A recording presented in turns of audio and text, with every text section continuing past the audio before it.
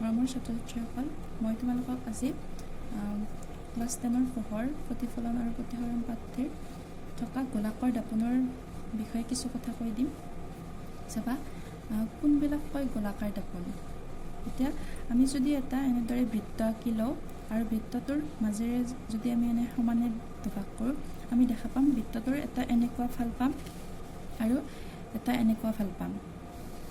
আৰু এনেকুৱা ফালটোৰ যদি আমি পিছফালে এনেকৈ ৰং কৰি দিওঁ, আইনাত যেনেকৈ, এইখন যদি এখন আইনা বুলি ধৰোঁ আৰু পিছফালে যদি এনেকৈ ৰং কৰি দিওঁ, যিটো ভিতৰলৈ সোমোৱা এনেকুৱা, এইখনত যদি আমি আমাৰ মুখখন চাওঁ, এইখন হ'ল অৱতল দাপোন, এইখনক ক'ব অৱতল দাপোন, মানে এইফালে আমি চাব পাৰিম নিজকে। আৰু এইটো ছাইডৰ, এইটো বাহিৰ ওলোৱা ছাইডৰ ফালে আমি চাম আৰু পিছফালে ইয়াৰ ৰং কৰা থাকিব। এইখনৰ নাম হ'ল উত্তল দাপোন, আৰু উত্তল দাপোনক ইংলিছত কয় কনভেক্স মিৰৰ আৰু অৱতল দাপোনক ইংলিছত কয় কনকেভ মিৰৰ। এতিয়া এই দাপোনত কেনেকুৱা ধৰণৰ প্ৰতিবিম্ব সৃষ্টি হয়, আমি তাৰ বিষয়ে এই পোহৰৰ পাঠটোত পঢ়িব লাগিব। কিন্তু তাৰ আগে আমি এই দাপোনৰ লগত সংগতি ৰাখি কিছুমান ইয়াৰে অংগৰ কথা জানিব লাগিব, কিছুমান অংশৰ কথা জানিব লাগিব। যেনে ধৰা, এই যেতিয়া দাপোনখন আঁকিম, যেতিয়া আমি এটা বৃত্ত আঁকো, সেই বৃত্তত কি থাকে, এটা কেন্দ্ৰক বেছ কৰি আমি বৃত্তবিলাক আঁকো। আৰু এই কেন্দ্ৰক বেছ কৰি অঁকা বৃত্তটোৰ ইয়াক বেছ কৰি এই বৃত্তটোৰ মানে এইখন দাপোন অঁকা গৈছে। আৰু এই যাক কেন্দ্ৰ কৰি আঁকা যায় সেইটোক কোৱা হয় দাপোনখনৰ ভাঁজকেন্দ্ৰ। ইয়াক চি আখৰেৰে সূচোৱা হয় আৰু ইংলিছত ইয়াক কোৱা হয় চেণ্টাৰ অফ কাৰ্ভেচাৰ। ঠিক তেনেদৰে অৱতল দাপোনৰ ভাঁজকেন্দ্ৰ দাপোনখনৰ আগফালে থাকে আৰু উত্তল দাপোনৰ ক্ষেত্ৰত ভাঁজকেন্দ্ৰ দাপোনৰ পিছফালে থাকে। যিহেতু এই বৃত্তটোক এনেকৈ কেন্দ্ৰ কৰি অঁকা গৈছে, সেইকাৰণে ইয়াৰ কেন্দ্ৰটো পিছফালে হ'ব আৰু ইয়াৰ নাম ভাঁজকেন্দ্ৰ। ঠিক তেনেদৰে সেই দাপোনখনৰ উত্তলেই হওক বা অৱতলেই হওক, এই দাপোনৰ যিটো একদম মাজৰ বিন্দু, যাক ইংলিছত কোৱা হয় প'ল, পি আখৰেৰে সূচোৱা হয় আৰু অসমীয়াত কোৱা হয় মেৰু, ঠিক তেনেদৰে এইখন দাপোনতো থাকিব। আৰু এতিয়া এই প'ল আৰু ভাঁজকেন্দ্ৰক মাজেৰে যদি আমি এডাল ৰেখা কল্পনা কৰোঁ, তাক কোৱা হয় মুখ্য অক্ষ, আৰু এইডালৰ নাম হ'ল মুখ্য অক্ষ। এইডাল কল্পনা কৰিহে অঁকা যায়, এনেকুৱা ধৰণৰ কোনো মুখ্য অক্ষ আচলকৈ নাথাকে, এইটো কল্পনা কৰিহে অঁকা যায়। এতিয়া চাবা, দাপোনখনৰ ইয়াত যদি এটা বিন্দু আৰু এন এটা বিন্দু হয়, এই এনৰ যি ব্যাস, এই এনৰ ব্যাসক দাপোনখনৰ গবাক্ষ বুলি কোৱা হয়। এন হ'ল দাপোনখনৰ গবাক্ষ। আৰু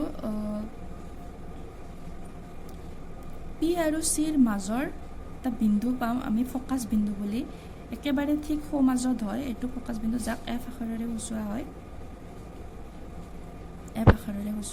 কিয় এইটো ঠিক পি আৰু চিৰ মাজত হয়, এইটো বাৰু মই তোমালোকক পিছত কৈছোঁ। এতিয়া জানিম আমি এই পি চিৰ যি দূৰত্ব, ইয়াক কোৱা হয় ভাঁজ ব্যাসাৰ্ধ, যাক ইংলিছত ৰেডিয়াছ বুলি কয়, ৰেডিয়াছ অফ কাৰ্ভেচাৰ, আৰু ইয়াক আৰ আখৰেৰে সূচোৱা হয়।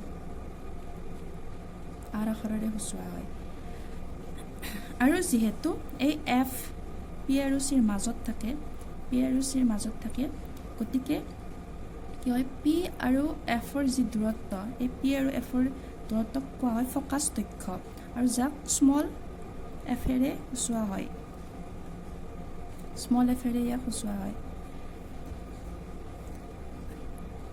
আৰু সেইবাবে আমি ক'ব পাৰোঁ যে ভাঁজ ব্যাসাৰ্ধ এই ফকাছ দৈৰ্ঘ্যৰ দুগুণ হয়। যিহেতু এফ বিন্দুটো আমাৰ এই ভাঁজ ব্যাসাৰ্ধৰ মাজতেই হয়, ঠিক সোঁমাজতে হয়, সেইকাৰণে আৰ ইকুৱেল টুৱাইচ এফ হয়। এফ কিয় মাজত হ'ল সেই বিষয়ে মই তোমালোকক কৈ আছোঁ।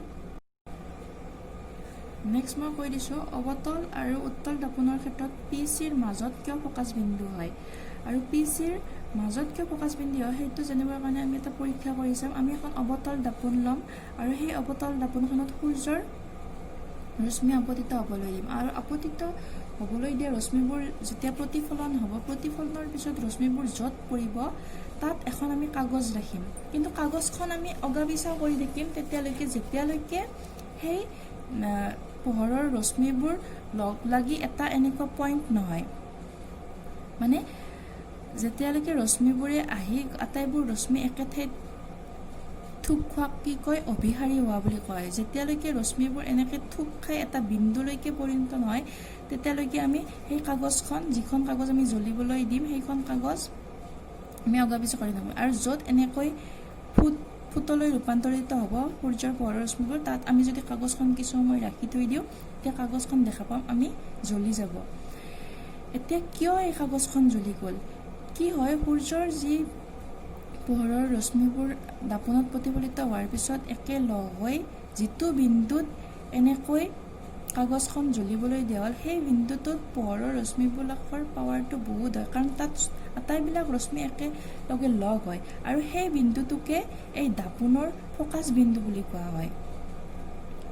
ফ'কাছ বিন্দু বুলি কোৱা হয়।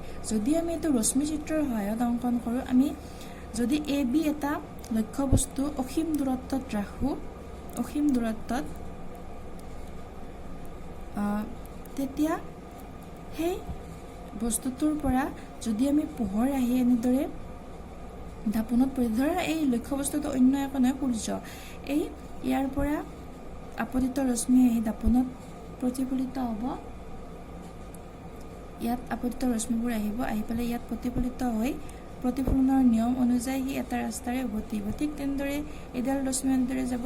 আমি দেখিবলৈ পাম যে প্ৰতিডাল ৰশ্মিয়ে এটা বিন্দুত এনেদৰে কটাকটি কৰে, মানে যিটো বিন্দুত আমি কাগজখন জ্বলিবলৈ দিওঁ, সেই বিন্দুটো এই বিন্দুটো য'ত কাগজখন জ্বলি উঠিব, আমি ৰখা কাগজখন ইয়াত জ্বলি উঠিব, সেই বিন্দুটোৱে এই F বিন্দুটো, আৰু সেইকাৰণে ইয়াক ফ'কাছ বিন্দু বুলি কোৱা হয়। আৰু অৱতল দাপোনৰ ক্ষেত্ৰত এই ফ'কাছ বিন্দুটো দাপোনৰ আগফালে হয়। ইয়াত মানে সূৰ্যৰ আমি প্ৰতিবিম্বটো দেখিবলৈ পাম। ঠিক তেনেদৰে উত্তল দাপোনৰ ক্ষেত্ৰতো কি হ'ব, আমি যদি AB সূৰ্যক লক্ষ্যবস্তু বুলি ধৰোঁ আৰু সূৰ্যৰ পৰা অহা ৰশ্মিবোৰ দাপোনত যেতিয়া আপতিত হ'বলৈ দিম, তেতিয়া কি হ'ব, প্ৰতিফলনৰ নিয়ম অনুসৰি আপতিত ৰশ্মিবোৰ এনেদৰে উভতি যাব আৰু দাপোনত লম্বভাৱে পৰা ৰশ্মি, আপতিত ৰশ্মি, প্ৰতিফলিত ৰশ্মি একেডালেই হয়, কাৰণ যি বাটেৰে যাব সেই বাটেৰে উভতি আহিব। আমি দেখা পাম যে এই ৰশ্মিবোৰ দাপোনৰ সন্মুখত ক'তো লগ নালাগে, সন্মুখত আমি ক'তো লগ লগা নেদেখাম, এইবোৰ মেল খাই এনেদৰে যোৱাই দেখিম। ইয়াক কোৱা হয় অপসাৰী হোৱা বুলি কোৱা হয়। আৰু এইটো হয় অভিসাৰী। এনেদৰে মেল খাই গ'লে এইটোক কয় অপসাৰী। কিন্তু আমি দাপোনৰ আগফালে এইবিলাক লগ লগা নেদেখিলেও আমি দেখা পাম যে দাপোনৰ পিছফালে এটা বিন্দুৰ পৰা এই ৰশ্মিবিলাক ওলাই অহা যেন লাগিছে, আৰু দাপোনৰ পিছফালে যিটো বিন্দুৰ পৰা এনেদৰে প্ৰতিফলিত ৰশ্মিবোৰ ওলাই অহা যেন লাগিছে, সেই বিন্দুটোকে কোৱা হয় ফ'কাছ বিন্দু, আৰু ইয়াক কেপিটেল F আখৰেৰে সূচোৱা হৈছে। আৰু PCৰ একেবাৰে সোঁমাজত এই F বিন্দুটো হয় উত্তল দাপোন আৰু অৱতল দাপোনৰ ক্ষেত্ৰত। কিন্তু উত্তল দাপোনৰ ক্ষেত্ৰত এই F বিন্দুটো দাপোনৰ পিছফালে, আৰু অৱতল দাপোনৰ ক্ষেত্ৰত এই F বিন্দুটো দাপোনৰ আগফালে অৱস্থিত। আৰু এই P আৰু Fৰ মাজৰ দূৰত্বক মই ইতিমধ্যে ক'লোৱেই ফ'কাছ দৈৰ্ঘ্য বুলি কোৱা হয়। ঠিক তেনেদৰে ইয়াতো P আৰু Fৰ মাজৰ দূৰত্ব ফ'কাছ দৈৰ্ঘ্য, ইয়াক স্মল আখৰেৰে সূচোৱা হয়। ইয়াৰ পিছত আমি নেক্সট ভিডিঅ'ত শিকিম কি এই ৰশ্মি চিত্ৰবোৰ আকাৰ কিছুমান নিয়ম থাকে, আৰু সেই নিয়মৰ বিষয়ে আমি শিকিম। আজিলৈ ইমানে, থেংক ইউ।